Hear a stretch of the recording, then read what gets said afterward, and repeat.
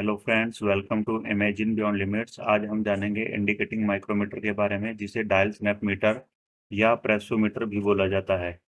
Friends, हमने जो micrometer लिया है ये मिटूटॉय की 510 सीरीज से बिलोंग करता है और इसकी रेंज है 25 टू 50 mm। लिस्ट काउंट है 0.001 mm या फिर 1 माइक्रोन। चलिए इसके पार्ट्स नेम जान लेते हैं। मेन बॉडी को फ्रेम बोलते हैं। स्लीव डेसिमल से लेफ्ट की रीडिंग जो स्लीव से लेते हैं, डेसिमल से राइट की 2 डिजिट तक की रीडिंग हम थिम्बल से लेते हैं।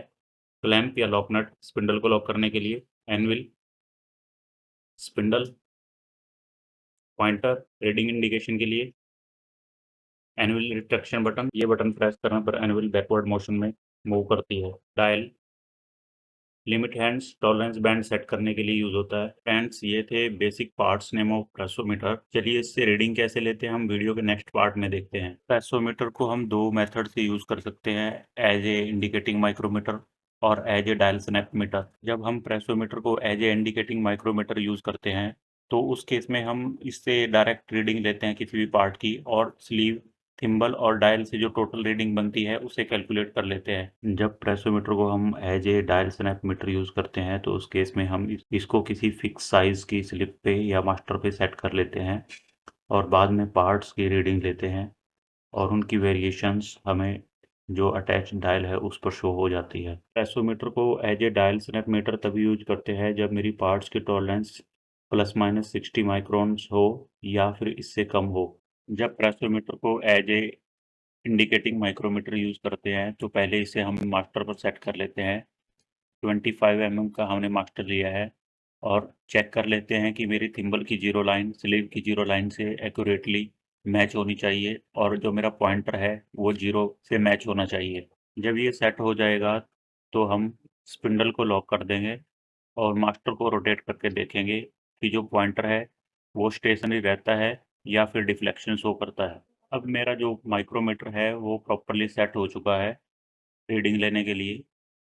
अब मैं पार्ट्स की नाउन वैल्यू के हिसाब से इसको खोलूंगा और जितनी मुझे रीडिंग चाहिए उतनी रीडिंग माइक्रोमीटर पर सेट कर लूंगा। देन उसके बाद मैं पार्ट्स को चेक करके देखता हूँ कि जो मेरा पार्ट है वो एक्यूरेट साइज में है या नहीं। एग्जाम्पल के लिए मैंने 26.3 की स्लिप गेज ली है और 26.3 ही साइज मैंने माइक्रोमीटर पर खोल लिया है। साइज खोलने के बाद स्पिंडल को लॉक कर देता हूँ और स्पिंडल और एनुअल के बीच में 26.3 की स्लिप गेज डाल के देखते हैं कि जो प्रेसोमीटर है वो रीडिंग एक्यूरेट देता है नहीं। आप देख सकते हो कि जो मेरा पॉइंटर है वो एक्यूरेट जीरो शो कर रहा है। इसका मतलब है कि जो मेरी स्लिप गेज या मेरा पार्ट है वो एक्यूरेट 26.3 साइज का है। जब हम इसे as a dial snap meter use करते हैं तो उस केस के लिए हम मान लेते हैं कि जो मेरी 26.3 की स्लिप गेज है वो मेरे पार्ट का साइज का मास्टर है 26.3, और मैंने इस माइक्रोमीटर को 26.3 पर सेट कर लिया है। उसके बाद मैं पार्ट की वेरिएशन चेक करने के लिए मैंने दो स्लिप गेज और ली हैं, 26.31 और 26.29। पहले मैं आपको 26.31 पर साइज चेक करके दिखाता हूँ कि जो जो डायल है वो वेरिएशन शो करता है या नहीं। उसके लिए हम 26.31 की जो स्लिप है उसे स्पिंडल और एनविल के बीच में डालते हैं और पॉइंटर की रीडिंग को नोट करते हैं कि वो प्लस दिखा रहा है या माइनस।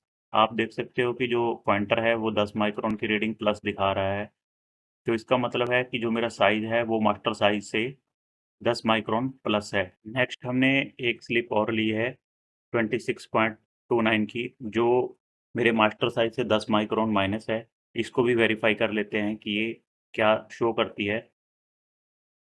चलिए हम दोनों स्लिप गेज को अटैच कर लेते हैं और एनविल और स्पिंडल के बीच में डाल के देखते हैं कि साइज क्या दिखाता है।